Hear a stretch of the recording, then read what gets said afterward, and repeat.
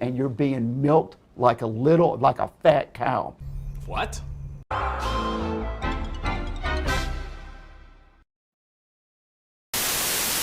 E3 2021 is like if you were to force someone to run a marathon after they were stabbed 10 times, shot another 6 times, and were hit by a car, while they also had their hair caught on fire. Now let's be honest, E3 nowadays isn't as good as it was in the 90s or the 2000s. The 2010s did have its fair share of good ones, but they kept getting worse with each year, and this might be one of the worst ones yet, judging by how it's been unanimously shat on.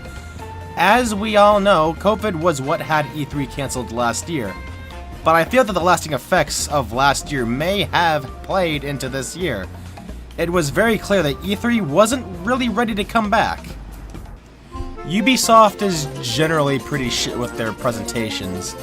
This is no different, and it's hard to really pick apart or even remember any specific game announcements. Well, aside from Mario and Rabbids Spark of Hope, which actually looks really good all things considered. That was really the only highlight. One thing that's consistent among these showcases is that the pacing is horrible. It's like the exact opposite of Sonic Central, where instead of showcases being a bit too quick, here they're too drawn out. Going back to the subject of the games, aside from Mario and Rabbids, I cannot think of anything I found interesting. I guess Far Cry 6, but I don't really know what to say there. As is, they only show a CG trailer. Other than that, we have Tom Clancy rolling in his grave, a typical sports game with Fortnite aesthetics, as if they weren't overused already, and of course, movie trailers, because that's what E3 is all about, the movies. Am I right, guys? But again, the new Mario and Rabbids game looks pretty good, at least. Overall, I give them a No Rayman 4 out of 10. Skip. What's surprising is that Ubisoft wasn't even the worst E3 had to offer. The PC Game Show had that repugnant skit that made me want to rip my eyes and ears off. That felt like something straight out of a Nostalgia Critic video, only 10 times worse. Putting that aside, I cannot think of any game they showed off there. It was honestly quite forgettable. It was such a drag. Same with the Future Game Show, only without the awful skit. But really, when I was watching this with my friend Marie Sleepy, who you should totally subscribe to, by the way, it was so boring. We both went insane and started reciting Friday Night Funkin' songs. I just have no idea how to plan out these fucking conferences.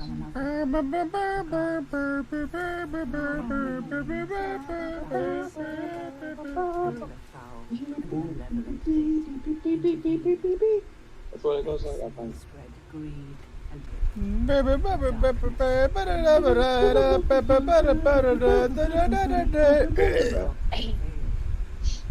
That's the song. Yeah, that's what it did to us. Good times. So, 2 out of 10, I guess? Now, I will say, Square Enix wasn't that bad, though I can understand how it would be disappointing for some. It was still pretty mid in a lot of areas. In particular, mid is how I'd probably describe that Guardians of the Galaxy reveal. Okay, post-editor just note here, just here to say that it doesn't look mid, it just looks bad, it just looks plain bad. I mean, the character models are from Uncanny Valley, the gameplay and combat looks sluggish, it has a lot of the shit that I just don't like from modern gaming, you know, like the whole walking, talking segments. You can't even play as all of the Guardians of the Galaxy, you can only, like, play as, like, Star-Lord, apparently, which is dumb, like... And apparently, you know, all you can do with the other ones is just, like, command them to attack. Like, that's just dumb. That's dumb. And, yeah, in general, it doesn't look very fun. It looks clunky and, you know, it looks unscripted bit here. It just looks clunky, alright? It looks not very fun, and, it's made by the same people who did that awful Avengers game, so, yeah, it's gonna suck, sorry to say. You also have mobile game news, Platinum Games reveal that looks okay, I guess. Some stuff regarding Life is Strange, which isn't my thing at all, but if you like that stuff, then cool. Then they showed Final Fantasy Origins, Stranger in Paradise. The dialogue was hysterical. I'm here to kill Chaos. Looks like Chaos has been waiting for us. Chaos? I only know one thing. I want to kill Chaos. This is the Shrine of Chaos. He's here.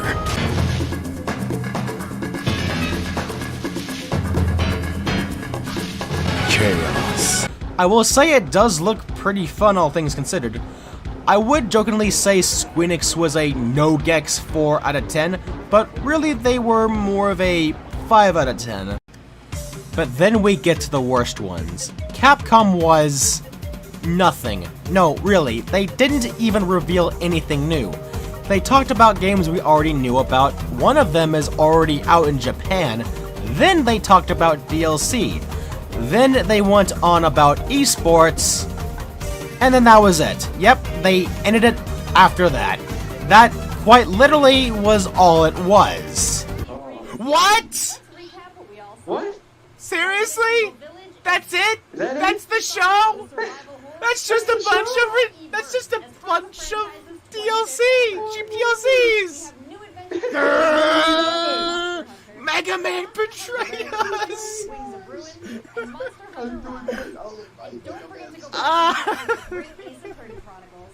That was garbage. What the fuck? That was that might be worse than Ubisoft. At least Ubisoft was something. What the They had fuck? Mario. They aren't. Please tell me they sell. It's over. What? What? What a joke! What a joke! What the hell is that? I don't really feel like there is much I can say here.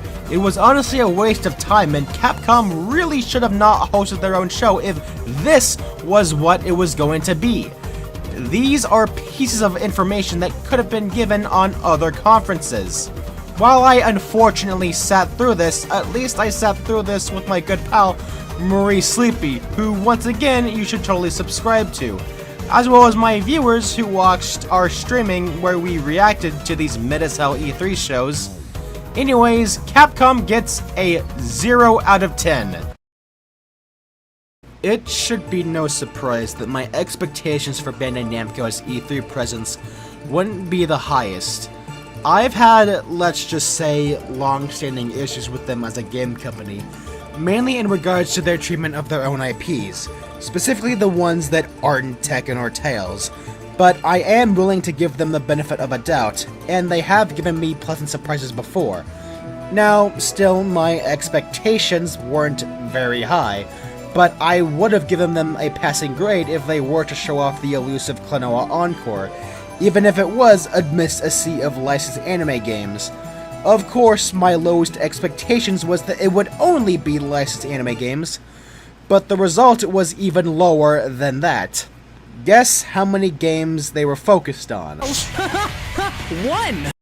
That one game being House of Ashes. House of Ashes. A survival horror game, and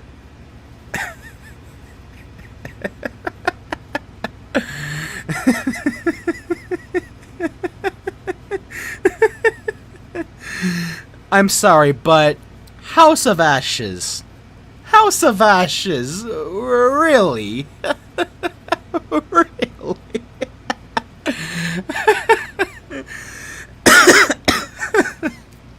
That's all you got, huh? Just House of...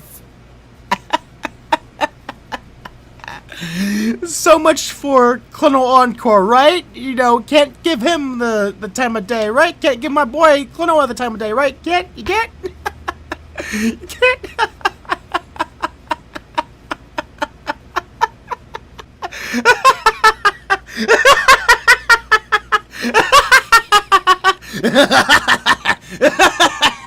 Oh, Bamco! Oh, my good friend.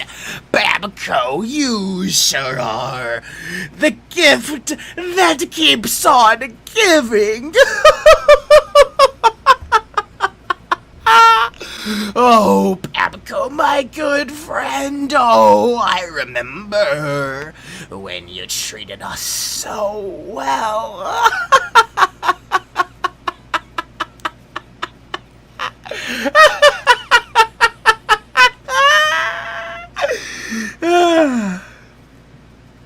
Okay. Anyways, what's also pretty bad is that they basically waited until the 11th hour to make this even remotely clear, and even then the information wasn't widely spread enough, to a point to where a lot of people went into it not knowing they were only going to show one damn game. Some people thought I was a fortune teller of some kind when I roasted them on Twitter. I'm glad I caught the memo soon enough. Well, that'll be a 1 out of 10 from me. Anyways, someday soon, Klonoa. Someday soon. Skip! So, were there any good presentations? Well, yeah, actually. Microsoft had a good little bit of everything. You have Psychonauts 2, which looks fantastic. You have Slime Rancher 2, which looks interesting. There were many RPGs and shooters that looked pretty solid. Now, of course, not everything stuck, but for the most part, it was pretty decent. I really can't say much more than that, unfortunately. They were like a 6 out of 10. Then you have Nintendo, who pretty much salvaged E3. First off, there's the Kazuo reveal for Smash. I hope I pronounced his name right. If I didn't, whatever. I think this is a pretty neat pick for a second Namco representative. Then there was the announcement of Monkey Ball Banana Mania, and coming from someone who doesn't have the most experience with the series aside from trying it out when I was very little, it looks pretty great. It looks nice. It looks like it'll be a fun time, and I definitely want to support the series, so of course I'm gonna get it. Then there was the announcement of Metroid Dread. Motherfucking Metroid Dread. Yes! Metroid 5. Woo! Woo!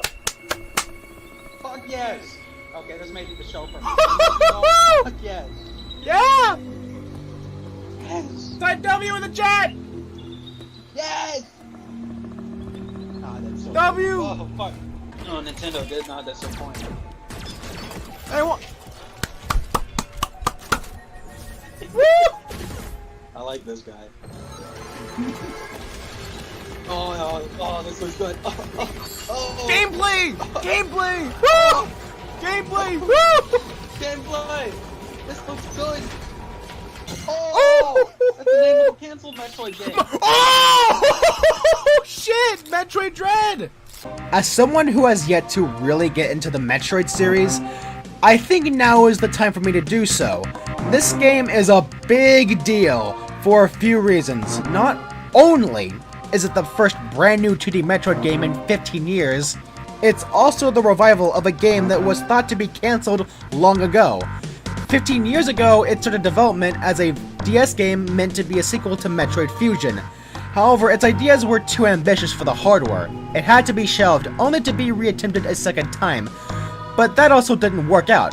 But I guess third time's the charm, as now it's finally gonna see the light of day on October 8th. Man, can you just imagine the prospect of a really cool looking cancelled game from a series you like getting another chance and finally coming out? Man, isn't that something special? As far as the game itself goes, it's looking to take what worked from previous 2D Metroids while also polishing up the mechanics from the more recent Metroid 2 remake on 3DS. It looks hella fun. The Dread aspect seems to come from those Federation robots that are trying to hunt down Samus. I think the designs look really cool. Trying to maneuver around them will be interesting. This reveal was pretty much the high point of Nintendo's presentation. They also had some other neat stuff. They revealed a new WarioWare game, which is nice. They showed off Shin Megami Tensei 5, which I'm not personally invested in, but it's great for those who are. Then they showed Breath of the Wild 2. I hope that's a good one. So yeah! 8 out of 10 for them. So, another, post-editor's note here, but like, why the fuck did I forget to mention Advance Wars? I mean, I don't really have any experience with that series, like, at all, but I still feel like it's worthy of a mention. And there are probably some other notable games that I may have forgotten to mention as well, but okay, whatever. Moving on. While I may be against many of Nintendo's business practices, I can say that at the very least, here they knew what they were doing. They actually made me quite excited about gaming. Most of these other presentations, on the other hand, made me question if I even cared about the current age of gaming. That probably sounded dramatic, but man, this constant trend of bland as shit games and CG trailers that tell us nothing about the gameplay has been a trend I increasingly find annoying each and every year. But that's just my opinion. At the end of the day, I may as well take what I can get and ignore what I don't. But yeah, E3 sucked, no surprise. Until next time, I'll see you all later. What's surprising is that Ubisoft wasn't even the worst E3 had to offer. The PC Game Show had that repugnant skit that made me want to rip my eyes and ears off. That felt like something straight out of a Nostalgia Critic video, only 10 times worse. Putting that aside, I can...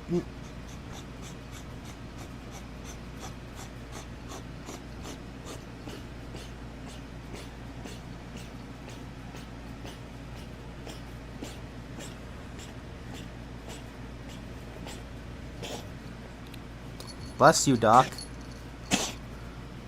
Bless you, Doc. Sneezing. He's sneezing. I think he's sneezing. My boy's sneezing. Hey, bless you, Doc. Bless you, Doc. I want to kill chaos.